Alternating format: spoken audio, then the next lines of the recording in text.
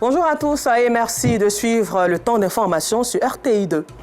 Pour notre rubrique du jour, nous ferons un zoom sur Fatim Silla, figure emblématique de l'entrepreneuriat au féminin. Et puis, hors de chez nous, au Sénégal, le Conseil constitutionnel a déclaré la loi qui reporte la présidentielle au 15 décembre 2024 contraire à la Constitution et annulé le décret du président Macky Sall qui a annulé la convocation des électeurs pour le scrutin du 25 février. Encore merci à vous de votre fidélité au temps d'information sur RTI2.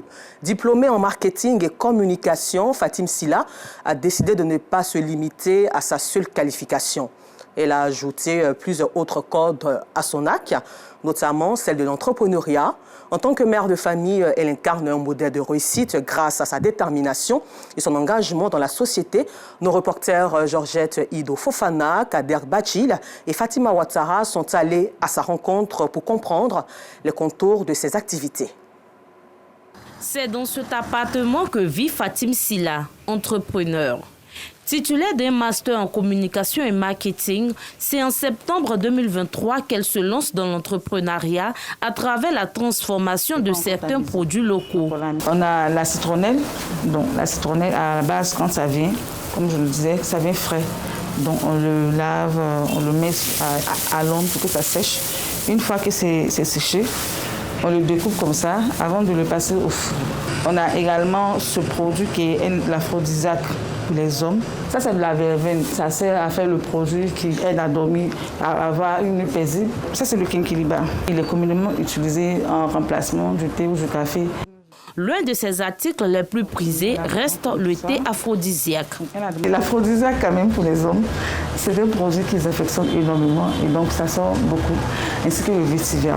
Et le troisième produit qui suit, c'est la digestion. Les prix varient selon les différentes saveurs. La jeune femme entrepreneur utilise donc des stratégies pour écouler sa marchandise.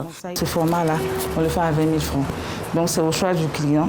Il a la possibilité de prendre un seul produit, donc une saveur, ou la possibilité de faire des mix de produits. Ce format-là, il est à 10 000 francs. Ce format-là, on fait à 2 000 francs. Mais donc, quand nous allons sur le terrain, on essaie d'adapter pour faire des petits formats de 1 000 francs pour permettre aux uns et aux autres de tester le produit. En plus des tisanes, la spécialiste en marketing fait la production d'épices et la fabrication de produits cosmétiques, le tout à base de plantes naturelles. Ce sont des épices pour les marinades de la viande blanche, la viande rouge. On a également de la cosmétique naturelle que nous faisons.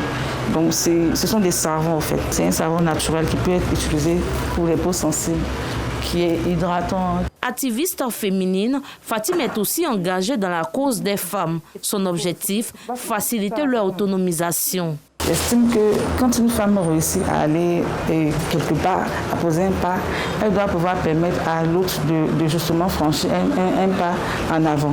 N'ayant pas encore de boutique pour la vente de ses produits, elle crée une page Facebook pour commercialiser son thé, ses épices et ses produits cosmétiques. Une manière de booster son commerce. On a des plateformes en ligne que nous avons créées. C'est juste que la communication est un peu timide là-dessus. Donc c'est maintenant, comme on a fait les expositions, maintenant on est dans la phase aussi de la Saint-Valentin, on a commencé les communications dessus. Donc c'est les 3 prochains mois qui viennent.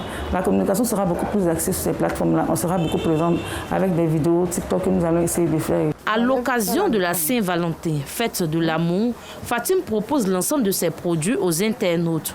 À la faveur de la Saint-Valentin, on a fait 2 différents coffrets. On a évidemment fait un coffret à l'endroit des hommes, où là-dedans on trouve le produit aphrodisiaque, le thé Boost Me. Et puis on a fait aussi un autre coffret à l'endroit des dames où on trouve le vétiver, c'est-à-dire le gongoli. La présentation de ces articles pour la célébration de la fête des amoureux ne passe pas inaperçue. Fatim a déjà enregistré sa première commande. Allô? Oui, allô, bonjour madame. Bonjour. Alors, j'ai un colis de la part de votre mari à vous remettre. Donc, Ah bon? Oui. Il nous a dit que vous êtes dans la zone de Jules Verne. Mais bon, est-ce que vous pouvez nous dire exactement où est-ce que vous êtes situé pour qu'on vous livre maintenant? Quelle belle surprise. Ah bon? Nous sommes situés vers Jules Verne, dans la rue de Tonton Bouba. Vous connaissez? Mais j'avoue que je ne connais pas trop, mais c'est pas un souci. Je vais me renseigner, je vais mettre ça dans le map pour voir. D'accord. Si vous voulez, je peux vous envoyer la localisation par WhatsApp. Ça vous convient? Oui, ça c'est top. Donc, ce que je fais, je vous laisse un message sur WhatsApp pour que vous me partagez la localisation. C'est bon? Très bien. Oui. D'accord, merci beaucoup. Madame. Donc, Merci. à tout à l'heure. Mariée et mère de 2 enfants, elle demeure un exemple de réussite pour sa progéniture qui ne tarit pas d'éloges à son égard. Maman fait beaucoup de choses comme des tisanes d'hibiscus, de digestion, etc. Et aussi elle fait des savons. Souvent nous l'aidons, même quand elle en a besoin. Parfois même elle nous chasse, mais on vient quand même pour l'aider. On l'aime beaucoup, c'est une femme battante, elle est vraiment gentille. Plus tard, je veux faire comme elle. Membre de la Jeune Chambre internationale Abidjan Soleil, Fatim s'est distinguée parmi tant d'autres. Une distinction qui lui a valu le prix spécial d'engagement et de dynamisme en 2021, le prix du membre remarquable en 2022 et le prix de remerciement du président national en 2023. Ça fait du bien, ça vous booste, ça vous motive pour la suite. Donc, depuis que je suis arrivée à la Jeune Chambre en 2021, je vois cette façon de motiver le bénévolat. L'emballage du cadeau terminé, cette mère de famille se met en chemin pour la livraison.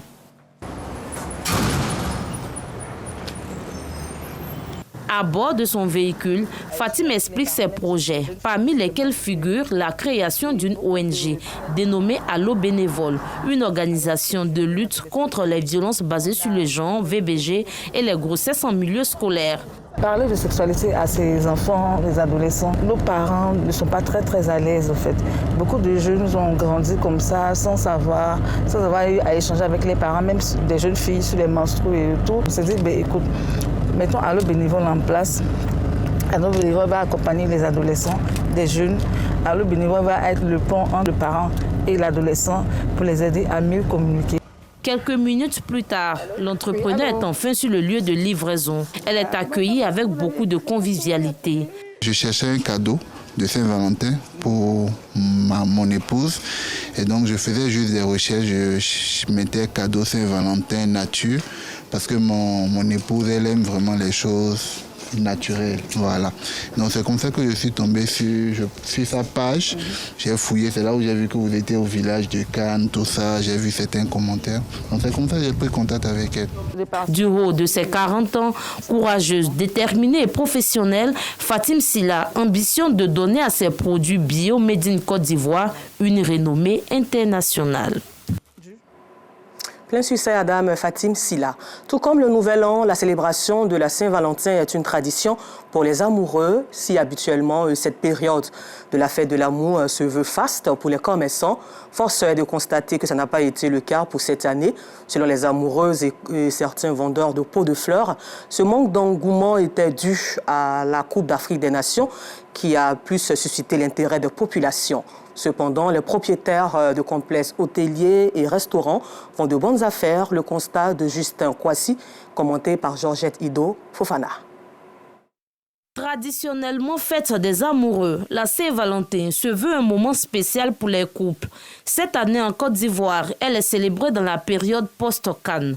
Pour Ouattara Yedjandé, la ferveur de la Cannes a eu un impact sur la fête. Cette année, on ne sent pas trop la Saint-Valentin, puisque nous tous, on était tous concentrés sur la Cannes.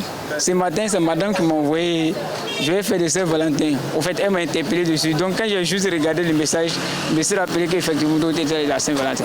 La Cannes a fait que la fête nous a surpris. Cette ambiance morose autour de la fête de l'amour se fait également sentir chez cette vendeuse de bouquets de fleurs, située à la rue des Jardins des Deux Plateaux Cocody. Depuis ce matin, c'est un peu long.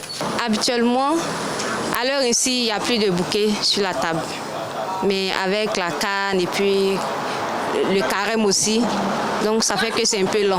On a vendu un peu, mais ce n'est pas ce à quoi on s'attendait. On est obligé d'insister sur les commandes en ligne pour que ça puisse marcher. Les seuls à faire de bonnes affaires durant ce jour de la fête de l'amour sont les restaurateurs et hôteliers. C'est le cas pour ce gestionnaire de ce complexe hôtelier. Ici, le personnel s'active pour satisfaire les amoureux. C'est l'effervescence. On a plusieurs tables qui sont déjà réservées, donc beaucoup de tables réservées, les salons privés qui ont été bookés. Nous sommes la première Saint-Valentin post-Cannes. La victoire de la Côte d'Ivoire rend les gens plus amoureux. On a gagné, on est dans une certaine forme d'euphorie, de joie. La fête continue. La Saint-Valentin est célébrée le 14 février de chaque année. Un geste, un cadeau ou passer du temps avec son conjoint ou sa conjointe suffisent pour lui témoigner son amour. Et pour revenir sur la CAN de l'hospitalité, les éléphants de Côte d'Ivoire sont les victorieux de cette compétition. Les villages CAN se sont érigés un peu partout dans le pays et à Séchi, dans la région de la Niébitiassa, le conseil régional a implanté des villages CAN pour permettre aux populations de vivre en temps réel la finale de la CAN 2023, mais aussi de savourer la victoire des éléphants. Yacouba Koulibaly, Georgette Ido Fofana étaient à Séchi. Séchi, région de la Niébitiassa. Pour permettre aux populations de suivre les compétitions de la CAN 2023, le conseil régional a implanté les villages CAN un peu partout dans la région.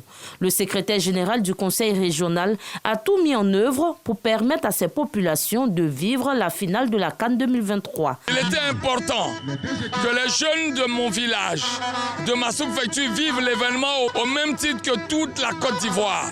Voilà pourquoi j'ai eu l'idée, avec le soutien du ministre Pierre Ngoudemba, ministre de la Santé, président du conseil régional, pour initier ce village CAN, pour faire plaisir aux habitants de cette magnifique sous-préfecture. On a eu des moments de perte de confiance, mais grâce à Dieu, tout cela n'est que du passé.